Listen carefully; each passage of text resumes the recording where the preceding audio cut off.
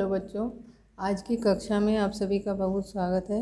आज हम लोग वसंत भाग 3 का पाठ 10 कामचोर के शेषांश की पुनरावृत्ति करेंगे।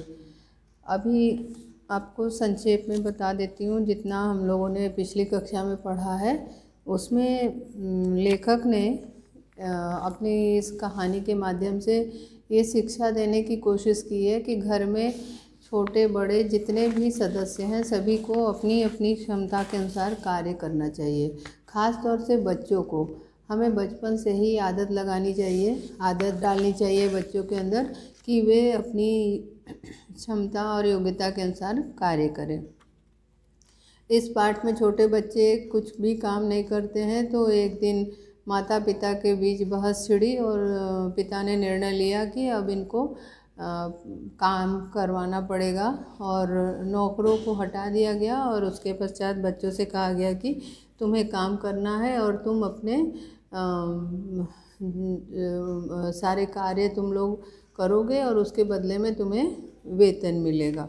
बच्चे वेतन के लोभ में काम करना शुरू करते हैं और काम एक एक काम जैसे भी वे करते हैं, जो भी काम शुरू करते हैं, और एक कोहराम सा घर में मच जाता है और एक एक करके सारे चीज़ की बर्बादी होती है। चारों तरफ का वातावरण दूषित हो जाता है, चारों तरफ तहस नहस मचा देते हैं और इस तरह से वे एक स्थान से दूसरे स्थान, दूसरे स्थान से तीसरे स्थान पर खदेड़े जाते हैं।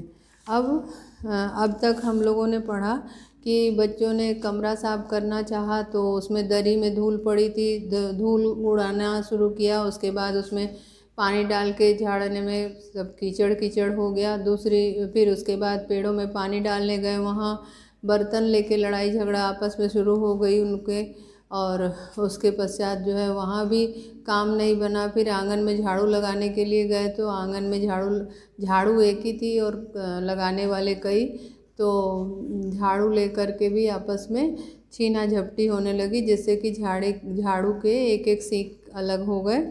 उसके पश्चात वे मुर्गियों को दड़बे में भेजना शुरू किए। मुर्गियां जो है निकल के इधर उधर भागना शुरू की, जे बेनकेल ऊँट की तरह इधर उधर भागना शुरू की और कोई पानदान में पैर डाली और उसके बाद छापा मारते हुए निकल गई, कोई दाल में, कोई नाली में, कोई मतलब इस तरह से पूरा चारों तरफ गंदगी का अंबार हो गया। बच्चों को नहलाने के लिए फैसला किया गया तो धूल से वे सन चुके थे, तो बगल से नौकर बुलाए गए और 4 आना प्रति बच्चे की दर से उन्हें नहलवाया गया। अब हम लोग आगे पढ़ते हैं। दिन भर की भूखी भेड़, इधर किसी को सूजी की भेड़ें आई हैं, लगे हाथ उन्हें भी दाना खिला दिया जाए। दिन भर की भूखी भेड़ दाने का सूप देकर जो सबकी सब झपटी तो भाग कर जाना कठिन हो गया। लष्टम पष्टम तख्तों पर चढ़ गई, पर भेड़ चाल मशहूर है। उनकी नज़र तो बस दाने के सूप पर जमी हुई थी। पलंगों को फलांगती, बर्तन लुढ़काती साथ साथ चढ़ गई। कह रहे हैं कि बच्चे जो है इसके पश्चात सोचते हैं कि भेड़ों को दाना दे दिया जाए। अब वे सूप में दाना लेकर के जाते हैं, जैसे ही भेड़ें जो है इन दानों को देखती हैं तो वे जो है कूदना फादना शुरू कर देती हैं। भेड़ जो है किसी तरह से मतलब वे जब एक साथ सब दाने की सूप पर टूट पड़ती हैं तो लोगों का वहाँ से निकल के भागना कठिन हो जाता है। उनकी नज़र तो बस दाने पर के सूप पर जमी हुई थी, माने जो भेड़ें थी वो सूप के दानों पर ही अपनी नज़र टिकाए हुए थी और इधर उधर से फलांगती माने कूदती हुई और बर्तन लुढ़काती, जहाँ जो रास्ता उन्हें नहीं मिला उस तरह किसी तरह से अपने रास्ते साफ करती हुई वे सीधे दानों पर टूट पड़ती हैं। तख्त पर बानी दीदी का दुपट्टा फैला हुआ था, जिस पर गोखरी, चंपा और सलमा सितारे रखकर बड़ी दीदी मुगलानी बुआ को कुछ बता रही थी। यहाँ पे ये बता रहे हैं कि तख्त पर यानी कि चौकी पर लकड़ी का जो एक तख्त होता है, चौकी होती है, उस पर दीदी का दुपट्टा फैला हुआ था, जिस पे कुछ कढ़ाई का काम करवा रही थी। मुगलानी बड़ी दीदी मुगलानी बुआ को कुछ बता रही थी। भेड़ें बहुत निसंकोच उनको रौंदती मेघनों का छिड़काव करती हुई दौड़ पड़ी। अब भेड़ें जो है उसके उस दुपट्टे के ऊपर से दुपट्टे को रौंदती हुई आगे निकल गई, और जब तूफान गुजर चुका तो ऐसा लगा जैसे जर्मनी की सेना टैंकों और बमबारों सहित उधर से छापा मारकर गुजर गई हो। जब भेड़ें वहाँ से आके जा चुकी तो ऐसा लगा कि मानो कहीं की सेना, यानी जर्मनी की सेना का नाम दिया है लेखक ने, कह रहे जर्मनी की सेना मानो टैंकों और बमबारों को साथ में लेकर के छापा मार के वहाँ से गुजर गई हैं। मतलब एक युद्ध जैसा माहौल हो गया था। एक लग रहा था कि कोई भीषण युद्ध छिड़ी हुई थी और सारे सैनिक अपने टैंक और बमबारी करने वाले जो सैनिक थे उन सारे के साथ वहाँ से चली गई। जहाँ जहाँ से सूप गुजरा भेड़ें शिकारी कुत्तों की तरह गंध सूंघती हुई हमला करती थी। अब जो दाने का जो सूप था वो सूप जिधर जिधर से गुजरा, मतलब बच्चे जिधर जिधर लेकर के गए, सारी जो ये थी भेड़ें थी मानो सूंघती हुई उधर की ओर चली जाती हैं हमला करने के लिए, उसी सूप पर धावा बोलने के लिए उधर उधर चली जाती हैं। हज्जन माँ एक पलंग पर दुपट्टे से मुंह ढाके सो रही थी। उस पर से जो भेड़ें दौड़ी तो न जाने वह सपने में किन महलों की सैर कर रही थी। दुपट्टे में उलझी हुई मारो मारो चीखने लगी। लेखक कहते हैं कि हज्जन की माँ जो है मुंह दुपट्टे से ढाक करके सो रही थी, और जब भेड़ें उनके ऊपर से होकर के गुजरी तो वे लगता है किसी सपने में खोई हुई थी, और सपने में ही उन्हें लगा कि कोई उनके ऊपर हमला बोला है, तो मारो मारो करते हुए वह जो है चीखने लगी। इतने में भेड़ें सूप को भूलकर तरकारी वाली की टोकरी पर टूट पड़ी।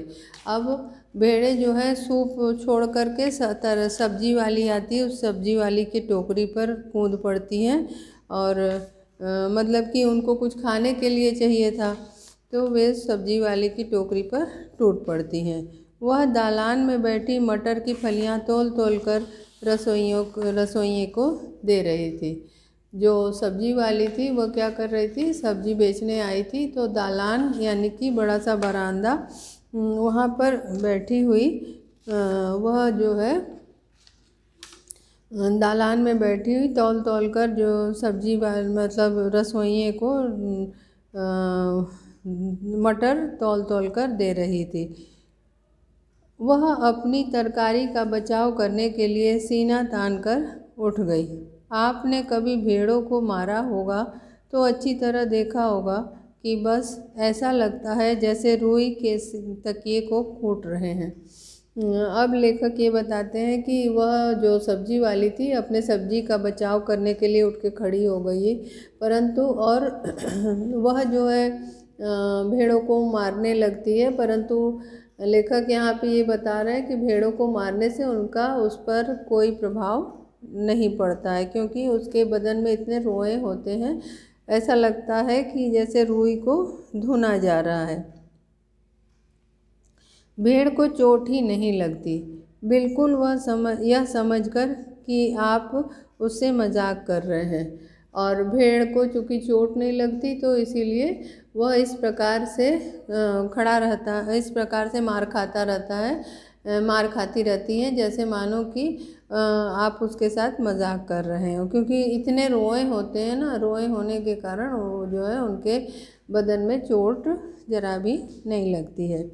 वह आप ही पर चढ़ बैठेगी। जरा सी देर में भेड़ों ने तरकारी छिलकों समेत अपने पेट में की कढ़ाई में झोंक दी, और थोड़ी देर में क्या देखते हैं कि जो सब्जी वाली के टोकरी में जितनी मटर थी, जितनी सब्जी थी, उनको छिलकों सहित जो है वह वे भेड़ें जो है अपने पेटों की कढ़ाई में झोंक दी, यानी कि पेटों की कढ़ाई, भूख लगी थी ना, तो भूख लगे होने के कारण पेट को लेखक ने यहाँ पे कढ़ाई का रूप दिया है। कह रहे हैं कि पेट में भूख लगी थी, कहते हैं ना जठराग्नि, पेट में आग लगी हुई थी, भूख लगी हुई थी, आग लगी हुई थी, तो उसमें मानो भेड़ों ने उन सब्जी को, मटर को छिलकों सहित झोंक दिया। इधर यह प्रलय मची हुई थी। प्रलय का अर्थ क्या होता है? प्रलय जैसे कि बहुत तूफान उफान आता है ना, तो उसको बोलते हैं। तो यहाँ पे कह रहे हैं इधर प्रलय मची हुई थी, उधर दूसरे बच्चे भी लापरवाह नहीं थे, और बच्चे भी जो है बहुत लापरवाह नहीं थे, यानी कि वे भी सजग थे कि उनको इसके बाद कौन सा काम करना है, क्योंकि उन्हें वेतन मिलने वाला था ना, तो वेतन मिलने की लालच में वे काम करने की तलाश में थे, वे कोई न कोई काम ढूंढ रहे थे। वे 4 भैंसों का दूध दूहने पर जुट गए। 4 भैंसों का दूध दूहने पर जुट गए, यानी कि वे 4 भैंसों का दूध दूहने पर जुट गए।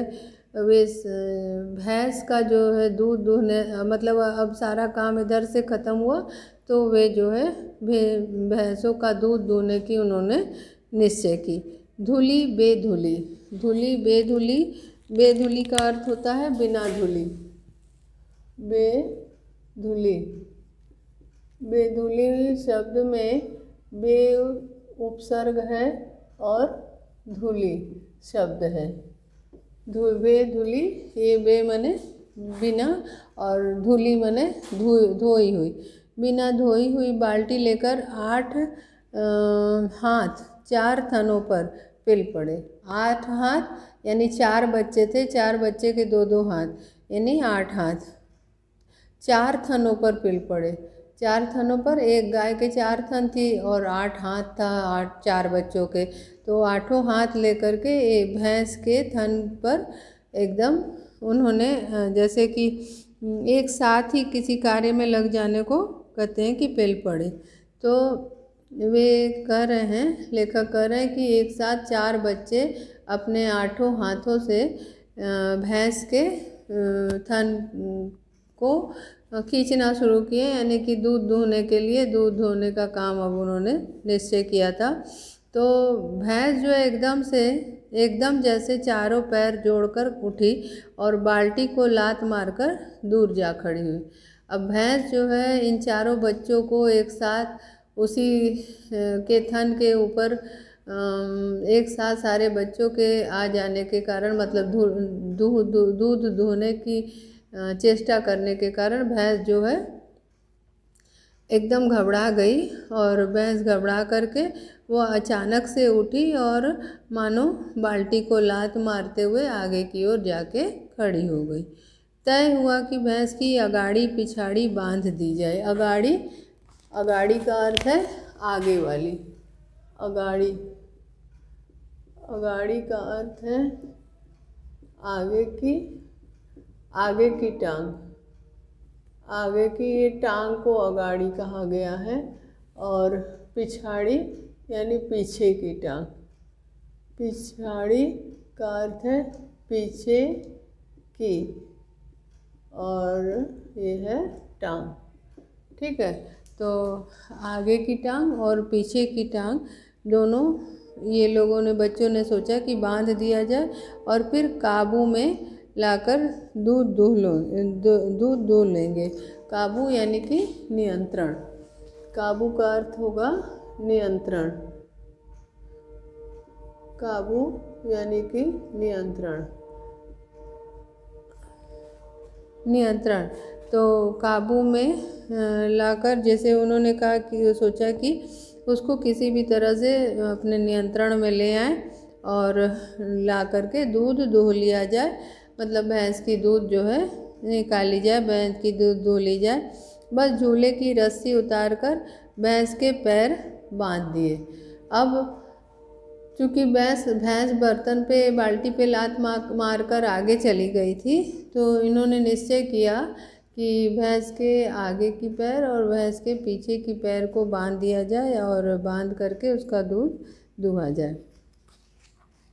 अब उन्होंने झूले की फिर झूले की रस्सी निकाली और झूले की रस्सी निकाल के उनके आगे की और पैर पीछे की टांग बांधने की चेष्टा की। पिछले दो पैर चाचा जी की चारपाई के पायों से बांधकर अगले दो पैरों को बांधने की कोशिश जारी थी। अब उन बच्चों ने क्या किया कि पीछे की पैर दोनों टांग उन्होंने उसको रस्सी से बांधा और बांध करके चाचा जी की चारपाई में उसे लेकर बांध दिया। और उसके पश्चात जब अगले दो पैर को बांधने की कोशिश जारी थी तो भैंस चौकन्नी हो गई। तो जब दो पैर उन्होंने बच्चों ने बांध दिया था चाचा जी की चारपाई से, अब पिछले दोनों पैरों को जब वो बांधने जा रहे थे तो अचानक से लगा कि भैंस जो है एकदम से चौकन्नी हो गई। चौकन्नी होना मतलब सचेत होना। चौकन्नी, चौकन्नी का अर्थ है सतर्क या सचेत, सचेत या सतर्क। मतलब बच्चे भैंस की जब टांग बांधने जा रहे थे, पीछे की टांग, बाकी की दो टांग, तो भैंस अचानक से लगा कि सतर्क हो गई है और छूटकर जो भागी तो पहले चाचा जी समझे कि शायद कोई सपना देख रहे हैं। फिर जब चारपाई पानी के ड्रम से टकराई और पानी छलक कर गिरा तो समझे कि आंधी तूफान में फंसे हैं, साथ में भूचाल भी आया हुआ है। अब जब पीछे की टांग जब बांधने गए तो भैंस जो है अचानक से सतर्क हो गई, सचेत हो गई। अब वो भागना शुरू की। तो पहले तो चाचा जी ने सोचा कि शायद वे कोई सपना देख रहे हैं, क्योंकि भैंस की टांग को बच्चों ने रस्सी से उन्हीं की चारपाई में बांध दिया था जो कि सो रहे थे। और सोते हुए जब भैंस उनको खींचते हुए आगे बढ़ी तो उन्हें लगा कि वे शायद कोई सपना देख रहे हैं। फिर जब चारपाई पानी के ड्रम से टकराई और पानी छलक कर गिरा तो समझे कि आंधी तूफान में फंसे हैं। और जब भैंस जो है उनको खींचते हुए जब जा रही थी तो ड्रम से टकराई, तो ड्रम से पानी छलक कर उनके ऊपर जब गिरा तो उनको लगा कि शायद कोई आंधी तूफान आया हुआ है, साथ में भूचाल भी आया है। और क्योंकि उनकी चारपाई हिल रही थी तो उनको लग रहा था कि जैसे भूचाल आया हुआ हो। भूचाल यानी कि भूकंप, जब धरती हिलती है उसे बोलते हैं भूचाल। फिर जल्दी ही उन्हें असली बात का पता चल गया और वह पलंग की दोनों पट्टियाँ पकड़े बच्चों को छोड़ देने को बुरा भला सुनाने लगे। फिर अचानक से जब उन्हें होश आया, यानी उन्हें समझ में आ गया कि वे कहाँ हैं और क्या घटना घटी है, तो उन्हें जब समझ में आ गया इस बात का, तब जो है वे अचानक से उठे और अब असली बात को समझने के बाद वो जो चारपाई के दोनों पट्टियाँ यानी दोनों लकड़ी को जो बराबर में होती है, बगल वाली दोनों लकड़ियों को, पट्टिया को पकड़े और बच्चों से छोड़ देने के लिए कहा। बच्चों को बुरा भला सुनाने लगे, डांटने लगे। जब उनको इस बात का पता चला कि ये सारी करतूत बच्चों की है, जो कि भैंस धोने के नाम पर उसको रस्सी से इन्हीं की चारपाई के साथ बांध दिए हैं। यहाँ बड़ा मज़ा आ रहा था। भैंस भागी जा रही थी और पीछे पीछे चारपाई और उस पर बैठे हुए थे चाचा जी। अब ये दृश्य जो है बच्चों को बड़ा आनंद देने वाला था। बच्चों को बड़ी खुशी हो रही थी कि भैंस आगे आगे भाग रही है, पीछे जो है चारपाई पे उनके चाचा जी बैठे हुए हैं। ओहो, एक भूल ही हो गई, यानी बछड़ा तो खोला ही नहीं, इसलिए तत्काल बछड़ा भी खोल दिया गया। अब जो है देखिए आगे क्या होता है, क्या मतलब अभी उनका खेल बच्चों का ख़त्म नहीं हुआ। उनको अचानक से याद आया कि उन्होंने भैंस दूहने के लिए बच्चे को तो खोला ही नहीं, यानी कि जैसे दूध दूहने वाले बच्चों को खोल देते हैं, थोड़ा सा दूध पिलाने के बाद फिर वे दूहना शुरू करते हैं और बाद में फिर से उसे छोड़ देते हैं, जिससे कि गाय भैंस ज़्यादा दूध देती हैं। तो उनको अचानक से इस बात का याद आया, तो उन्होंने क्या किया कि बछड़े को खोल दिया। माने उनको लगा कि बछड़ों को तो खोला ही नहीं, एक गलती हो गई, तो फिर उन्होंने अचानक से बछड़े को खोल दिया। तीर निशाने पर बैठा और बछड़े की ममता में व्याकुल होकर भैंस ने अपने खुरों को ब्रेक लगा दिया। अब लेखक ये कहते हैं कि बच्चों का तीर जो है वो निशाने पर बैठा, यानी कि बच्चों ने सोचा था कि भैंस जो है जो दौड़ रही है वह इन लोगों माने बच्चे खोल दिए जाने पर उसकी जो रफ्तार है वो कम हो जाएगी, वह शायद वह रुक जाए। तो ये बात सही निकली, और जैसे ही बच्चे को खोला गया वैसे ही गाय मारे ममता के वहाँ पे रुक गई। बछड़ा तत्काल जुट गया, दूहने वाले गिलास कटोरे लेकर लपके, क्योंकि बाल्टी तो छपाक से गोबर में जा गिरी। बछड़ा फिर बागी हो गया। अब वे बोल रहे हैं कि दूध दूहने के लिए बाल्टी ला करके रखे थे, वो बाल्टी जो है क्या छपाक से गोबर में जाके गिरी। तो अब वे भाग करके फिर बर्तन लेने के लिए दौड़ते हैं। बछड़ा फिर बागी हो गया।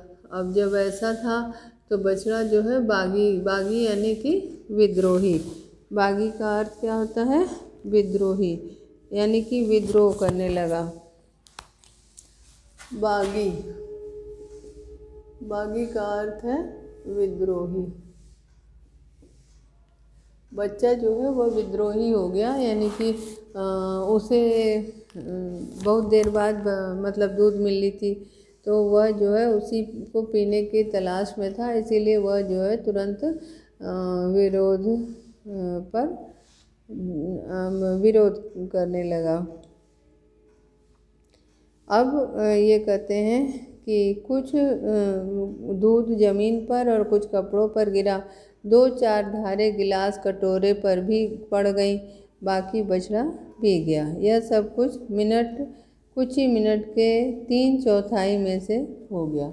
अब लेखक कहते हैं कि बच्चा जो है वह जब बच्चे को खोल दिया गया तो सारा दूध है वो बच्चा पी गया, और यह सब कार्य जो है इतने कम समय में हुआ कि जिसका कोई ठिकाना नहीं। इसमें ये बता रहे हैं कि कुछ मिनट के 3/4 हिस्से में, माने 1 मिनट कुछ मिनट के जो 3/4 हिस्सा था, यानी कि समय का अंदाज आप लगा सकते हैं कितने कम समय में ये सारा कार्य हो गया था। घर में तूफान उठ खड़ा हुआ। ऐसा लगता था जैसे सारे घर में मुर्गियाँ, भेड़ें, टूटे हुए तसले, बाल्टियाँ, लोटे, कटोरे और बच्चे थे। लेखक आगे बता रहे हैं कि कुछ दूध जो है ऐसा जब हुआ, जब दूध दूहने चले थे और बच्चे को उन्होंने छोड़ दिया था, फिर बच्चा जो है कूदना शुरू किया होगा, बागी हो गया था, और उसके बाद बच्चे ने बाकी का दूध पी लिया। तो कुछ दूध जो है उसी सिलसिले में कुछ दूध जो है ज़मीन पर गिरा और कुछ उनके कपड़ों पे गिरा। कुछ दूध जो है वो बच्चा के बांधने और बच्चा के दौड़ने, इन सभी कार्यों में जो है कुछ दूध ज़मीन पे गिर गया और कुछ दूध जो है बच्चा के उनके कपड़े में गिरा। 2-4 धारें गिलास कटोरे पर भी पड़ गई, बाकी बछड़ा पी गया। सब कुछ ही मिनट के 3/4 हिस्से में हो गया। अब ये बता रहे हैं कि ये सारा कार्य इतने कम समय में हुआ कि उसका अंदाज़ा लगाना कठिन है। घर में तूफान उठ खड़ा हुआ। ऐसा लगता था जैसे सारे घर में मुर्गियाँ, भेड़ें, टूटे हुए तसले, बाल्टियाँ, लोटे, कटोरे और बच्चे थे।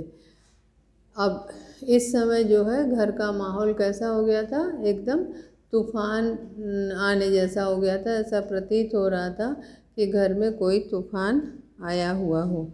और चारों तरफ जिधर भी नज़र दौड़ाए टूटे हुए बर्तन नज़र आ रहे थे।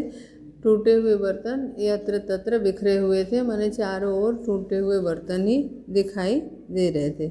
या तो बच्चा राज कायम कर लो या मुझे ही रख लो, नहीं तो मैं चली मायके, अम्मा ने चुनौती दे दी।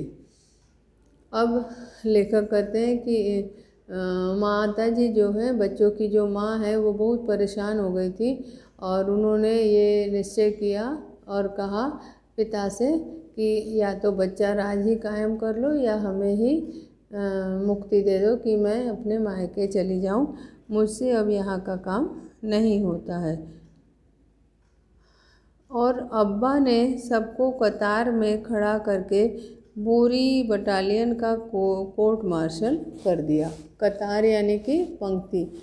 अब्बा ने, माता के इस प्रकार कहने पे अब्बा ने क्या किया, सबको एक पंक्ति में खड़ा कर देते हैं। पंक्ति यानी कि कतार, सभी को एक पंक्ति में खड़ा कर देते हैं और खड़ा करके कोर्ट मार्शल कर दिया। सेना का एक वो है, सेना की एक सज़ा है ना, सेना में जो सज़ा दी जाती है उसको कहते हैं कोर्ट मार्शल। ठीक है, तो पिता ने सारे बच्चों को एक पंक्ति में खड़ा किया और उसके पश्चात उन्होंने क्या किया कि पूरी बटालियन का कोर्ट मार्शल कर दिया। जितने भी बच्चों की जितनी सेना थी, फौज थी, उसको बटालियन का है कि उनको क्या किया, उन्होंने कोर्ट मार्शल कर दिया। कोर्ट मार्शल एक प्रकार की सज़ा है। अगर किसी बच्चे ने घर की किसी चीज़ को हाथ लगाया तो बस रात का खाना बंद हो जाएगा।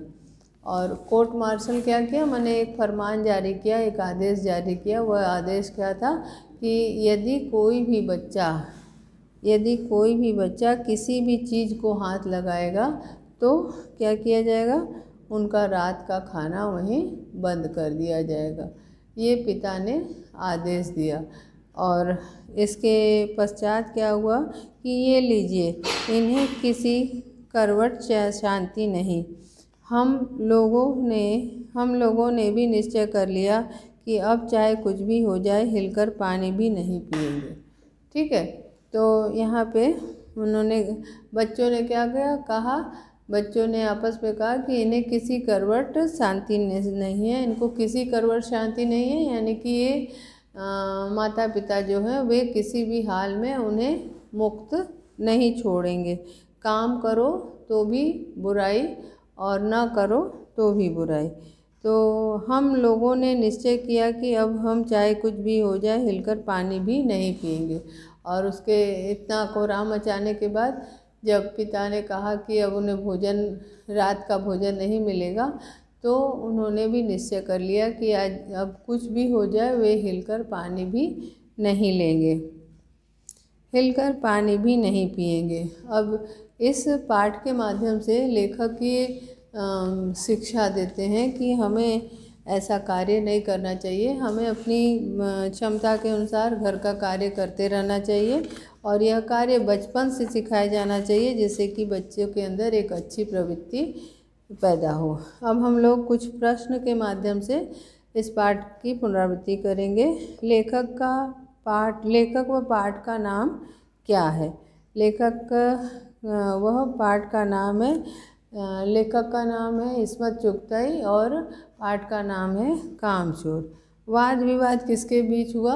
वाद विवाद माता और पिता के बीच हुआ।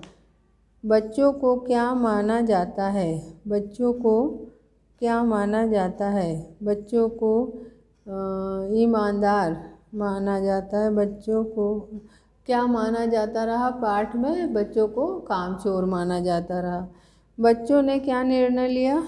बच्चों ने क्या निर्णय लिया? इस प्रश्न का उत्तर है कि बच्चों ने अब कुछ भी हो जाए कोई भी काम नहीं करेंगे, ऐसा निर्णय लिया। ठीक है, इन्होंने निर्णय लिया कि अब कुछ भी हो जाए वो कोई भी काम नहीं करे।